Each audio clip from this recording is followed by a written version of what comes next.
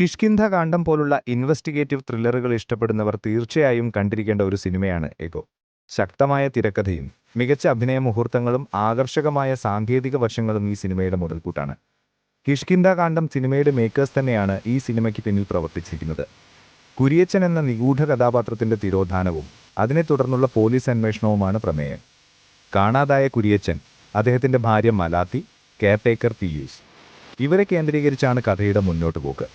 കുരിയച്ചനായുള്ള തിരച്ചിലിൽ പല രഹസ്യങ്ങളും പുറത്തുവരികയാണ്. കിഷ്കിന്ധ കാണ്ഡം പോലെ തന്നെ ഈ സിനിമയും ഒരു ഇൻവെസ്റ്റിഗേറ്റീവ് ത്രില്ലറാണ്.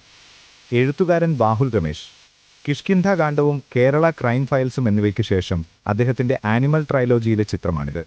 ട്രൈലോജിയുടെ ഭാഗമായതിനാൽ നായ്ക്കർക്ക് കഥയിൽ വലിയ പ്രാധാന്യമുണ്ട്. സന്ദീപ് പ്രദീപിന്റെ പ്രകടനം എടുത്തു പറയേണ്ടതാണ്. കഥാപാത്രത്തിന്റെ ലൈറ്റ് ഷെയ്ഡിൽ നിന്ന് തുടങ്ങി ക്രമേണ നെഗറ്റീവ് ഷെയ്ഡിലേക്ക് മാറുന്ന രൂപമാറ്റം സന്ദീപ് പ്രദീപ് വളരെ മികച്ച രീതിയിൽ അവതരിപ്പിച്ചു. ഈ ട്രാൻസ്ഫോർമേഷൻ എടുത്തു പറയേണ്ട ഒന്നാണ്. വിഷ്വൽസും ബാക്ക്ഗ്രൗണ്ട് മ്യൂസിക്കും ഈ സിനിമയുടെ ഒരു പ്രധാന ഘടകമാണ്. വലിയ സ്ക്രീനിൽ തന്നെ കാണേണ്ട ചിത്രമാണ് എഗോ. അപ്പോൾ നിങ്ങൾ സിനിമ കണ്ടിട്ടുണ്ടെങ്കിൽ അഭിപ്രായങ്ങൾ കോമന്റ് ബോക്സിൽ രേഖപ്പെടുത്തുക.